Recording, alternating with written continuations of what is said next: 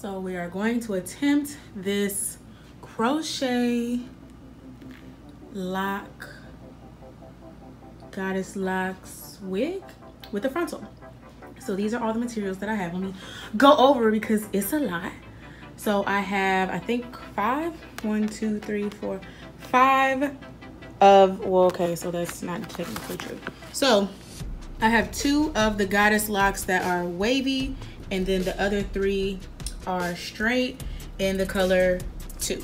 They're all 2 straight, no, 2 curly, 3 straight. Then I have 3 of the in the number 4, and I have 1 curly, 2 straight.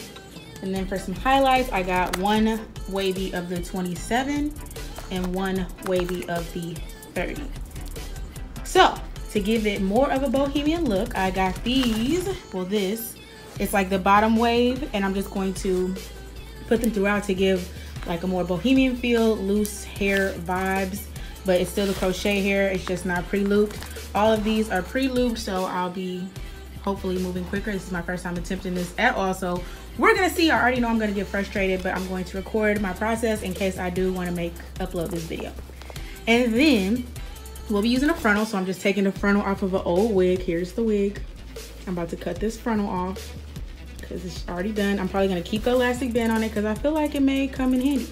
So that's the frontal we'll be using. I don't remember what company this is from. I just be having frontals in, I be having wigs and bags and places and all of that. So to make it more realistic on the frontal, because what I'm gonna do is rubber band it to section it off, then braid it, then crochet a piece of hair onto it, and then where it starts, since I'm not like gripping it or twisting it, I'm gonna use this Marley hair to wrap around it to make it look more realistic, which we'll see when we get to that part. This is the wig cap I'll be using. I watched a video, and I'll link her video down below and probably put on the screen, either or both, whichever. This is the wig cap she used. I feel like this one's gonna be more durable. I saw a lot of different videos where they just use like a wig cap, like the netting, not net, like, you know, the skin like wig cap. And I said, I feel like that's, like, I understand these are light, but I feel like that's gonna rip easily. So I feel like this was more heavy duty. And I saw a girl make her with this, and I felt like that was a lot smarter.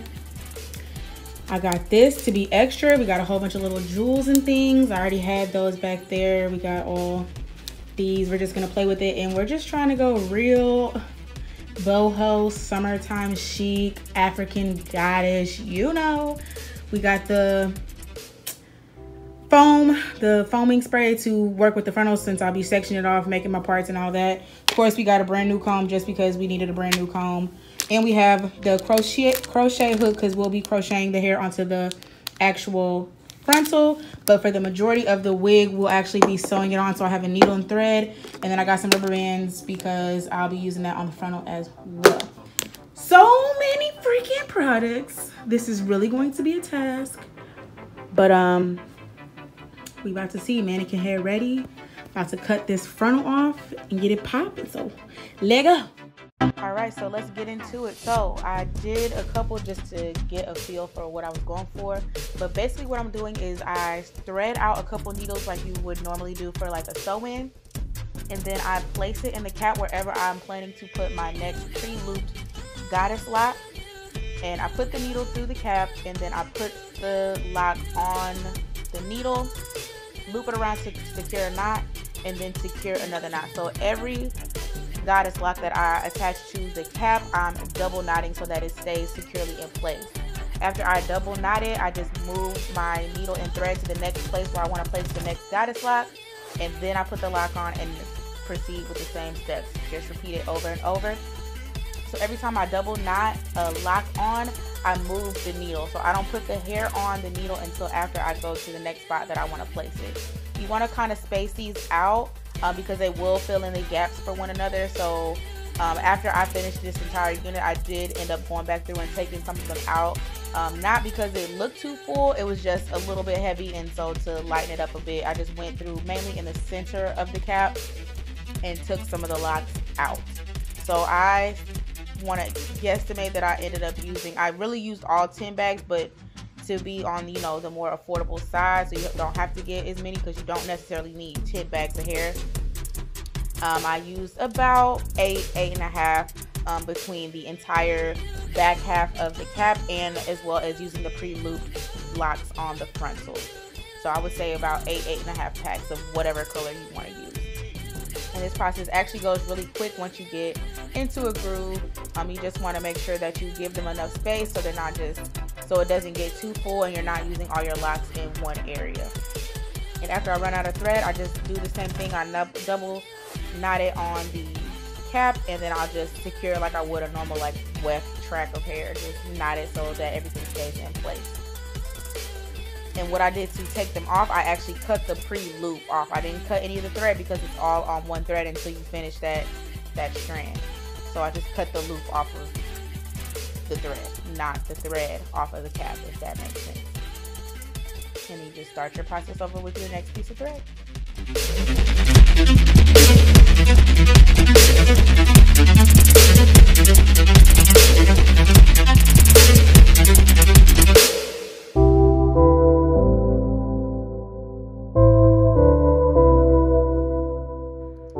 So to make sure that I wasn't putting the locks too far up, I wanted to go ahead and put my frontal down so I can make sure my spacing was correct and better distribute the locks onto the cap. And you're just going to pin it down like you normally would for any other regular unit. You put the front of the frontal wherever you want it to lay on your forehead, and then you want to make sure that the back half is the part that lays flat.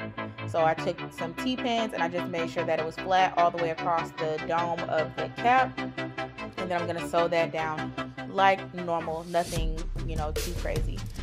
You could have put it on prior to starting your cap at all, but I was just so excited to start seeing how I was going to do these locks.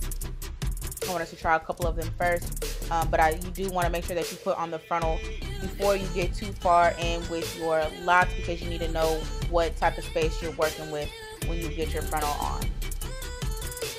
So like I said, I just stitched it on like normal, pinned it down, create your loops, and then just do a straight stitch all the way, well, a loop stitch all the way across. Nothing too fancy.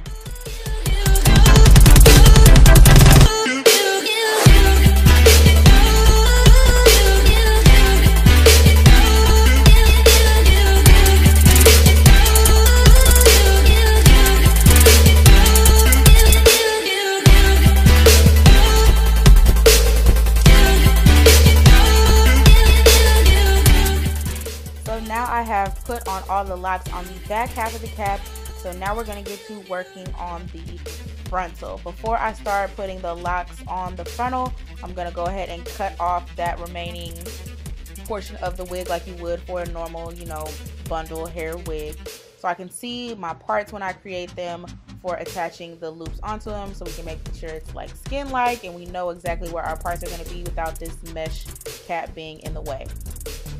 This portion right here where it was not connecting, I think it was just because the locks were heavy. I did go ahead and just sew that using a hand stitch to the frontal of the cap so it all stay together. So if you do this, just take a needle and thread and sew it down. It's not a big deal. So now I'm going to be working on taking the baby hairs out of the frontal and creating my parts so that I have this skin-like, scalp-like looking part in definition, which is why I didn't want to do the whole thing as a crochet unit, because I absolutely hate when crochets part in the front. Like I just hate it. Like it's a quick style to get done in the back, but I hate it for the front. Like I want a scalp like looking situation. So that's why we are using a frontal, and if I create any more braided units, this is definitely what I will be doing. And it's actually not as hard as you may think it would be. So I'm just moving the hair out because I'm going to start using my rat tail comb and creating these parts. I did not get too detailed on the parting because I am not an expert at it. I feel like there's so many other better videos to understand like what I was trying to do. I originally wanted the triangles all over, but that just did not happen. I was getting frustrated and irritated with myself. So we got a couple little triangles in the front, but after that, we just parted it so it could get done. So when you're parting your unit to get ready to have like this scalp looking finish, you want to make sure that you are making your sections nice and neat, because it'll be the first thing that people see when they actually look at your unit, and that's the most realistic part about it. But you don't want to pull it too tight to where your frontal bunches, because then it looks like you have like soft spots in your head. So you want to make sure that it's tight and secure, and I rubber band each section just to, you know, help myself gauge how much hair I had left to work with, and to also just keep it in place, because the hair is not like, you know, African American hair. It's not, it's, you know, it's super soft, so the parts won't stay. So I use rubber bands on each section that I parted, and that was also easier for me to again gauge how much hair I had left to work with, how much, you know, how far I had left to go. So I'm just taking the rat tail part of the comb and making my sections as neat as possible. Like I said, I don't go too in depth here or too close up, because your girl was just trying to figure it out as she went. So there's plenty of braiding, parting tutorials on YouTube that can definitely help you out.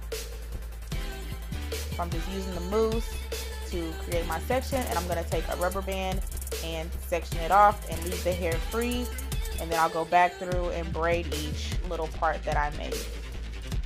So we're doing this in steps. You could do this all in one process. You could rubber band it and then braid it, but I decided to just rubber band, get my sections together, because it was the most frustrating part for me. And you can see I'm separating, pulling the hair down to make sure that it is nice and tight, but still flat and not bunching up on my frontal. You just repeat this until all of your frontal hair is sectioned off.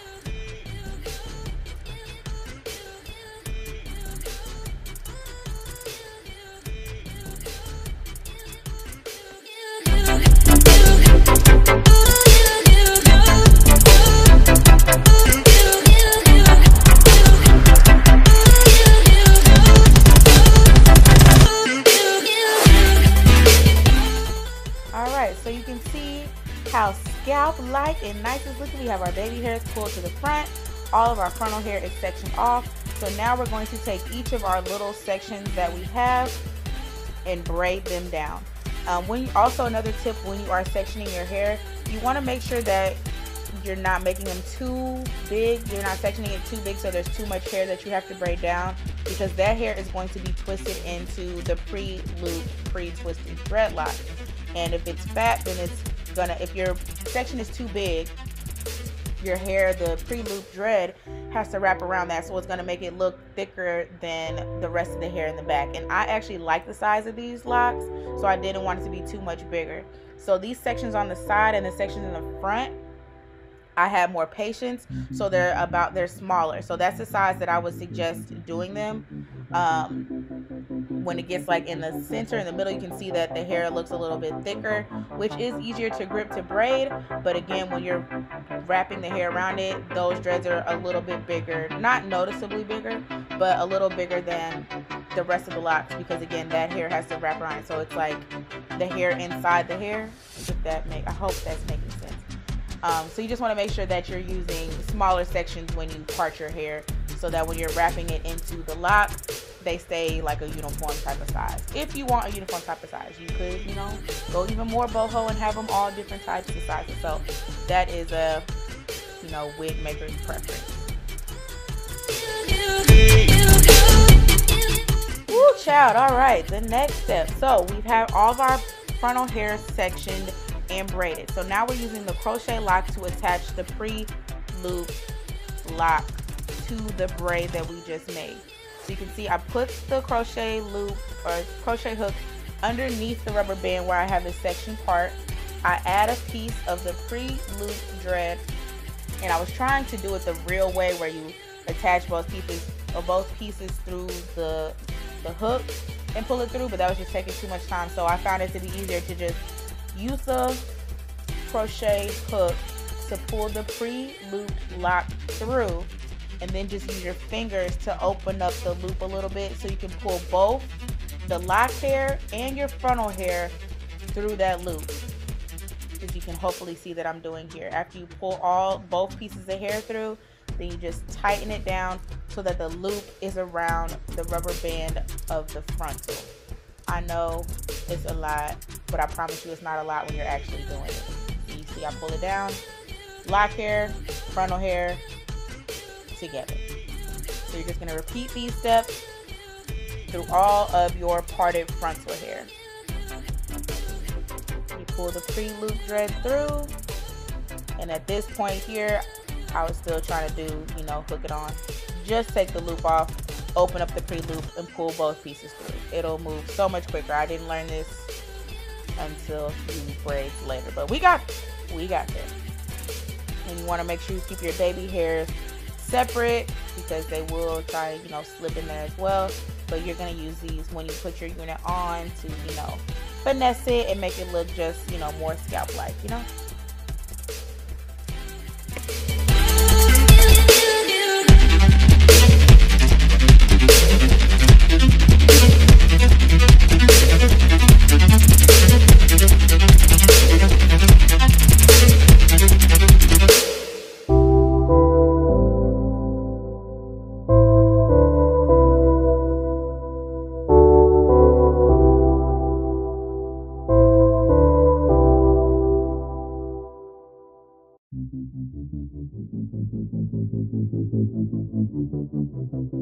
Alright, now that all your frontal hair has a pre-looped lock buddy, you're going to twist your braided frontal hair into the pre-looped lock. Now you can see where I was showing you how I twisted the hair. You want to make sure that you twist the hair the way it's already pre-twisted, because that means it's going to twist back into itself, and that's how it's going to keep the hair in place. So you're going to twist your fingers backwards to unravel the hair a little bit. Wrap it around the rubber band so you can seal it, and then you just keep twisting it around your frontal hair braid until it's all the way inside of the pre-looped lock. You can tell you're doing it wrong because the hair will not twist back into itself and it won't stay. Also, when you're twisting the lock onto your braided hair, you want to make sure you're using one hand to hold the hair and the other hair to twist the pre-loop lock around. You don't want to switch hands because it just turns into like a two-strand twist, which isn't gonna stay. So you just repeat this all the way until your frontal hair is covered, as you can see. And then I just take the remaining hair of the frontal that's like loose at the end, that's not braided, and I use that to add another security step to make sure that it stayed locked in place. And I just use super glue, and I just twist that hair around the glue. And you know the ends of this lock is like wavy raveled anyway, so it just, you know, blends into itself.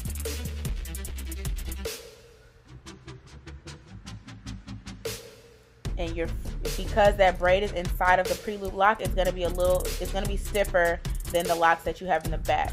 If you dip your wig when you're completely done, it'll loosen it up and it'll be fine, and it will stay raveled.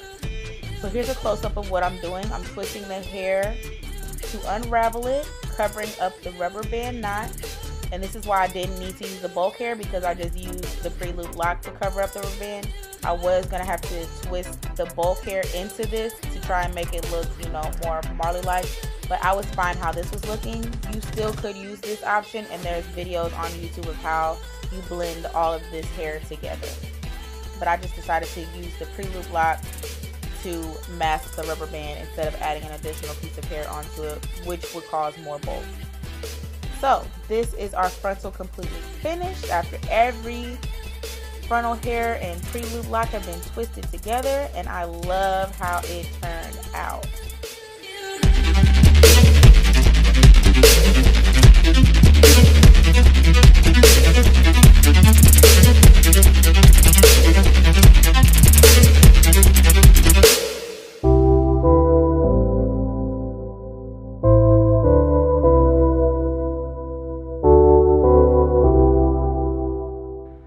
This is the wig on my head with the baby hairs, a little finesse. I did end up going back through and plucking some because I felt like the baby hairs were a little thick and a little long, because you can't blend it into the hair like you normally would with a regular wig.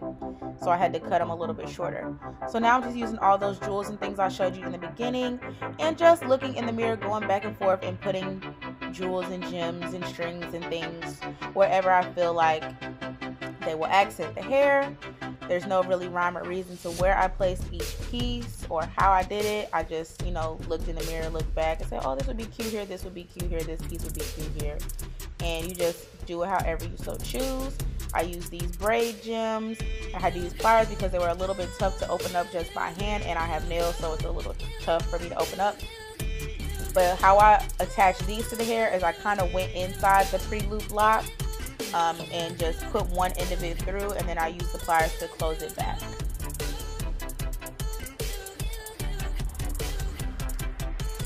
And there you have it.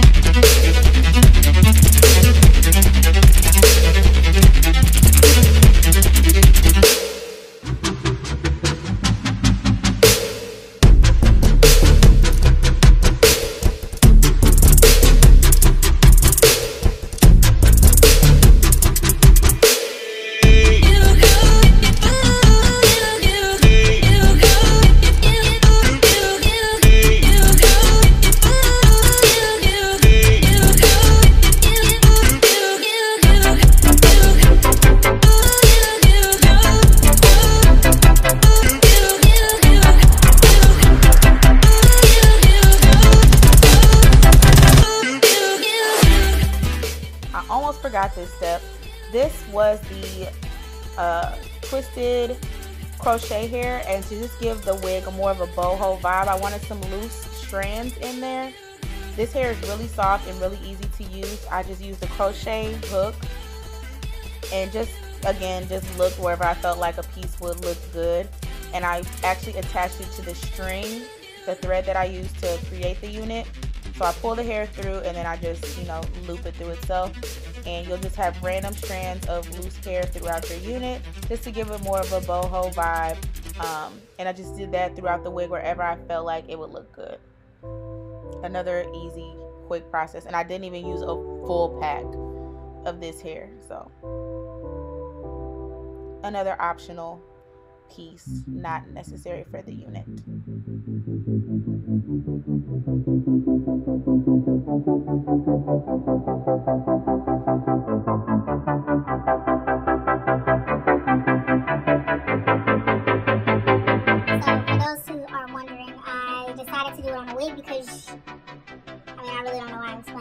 Y'all know I like to switch my shit every 10 seconds. So, we literally only wear wigs. I'm not about to sit and wait or sit and pay someone to do these individually, crochet, whatever on my head, when I'm gonna be ready to take it down in 2 days. Wigs are life, okay? I can pop this off, okay? Gotta go whenever I feel like it. Now, let me give y'all this PSA before any of y'all try to slide up in my messages telling me, can you make me one? Can you make me one? Unless you're ready to drop about $500. No, I cannot. This was hell work. It didn't take me that long because I kind of know what I'm doing. But no, this is work.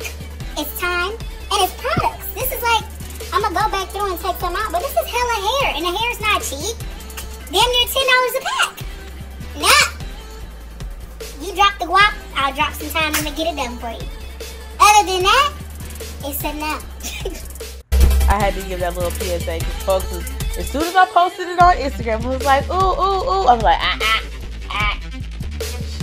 let me figure it out first and then we will see. So this is the finished unit. I absolutely love how it turned out. OMG. I hope you guys enjoyed this tutorial. I hope that you try and make this unit because it's a lot of pieces to create this beautiful puzzle, but it's really not that hard to do. I promise you it's not. So thank you so much for coming back to my channel. If you have not already, make sure you hit that subscribe button so you can join the Tan Bam Fam. And I will see you guys in the next one. Stay true.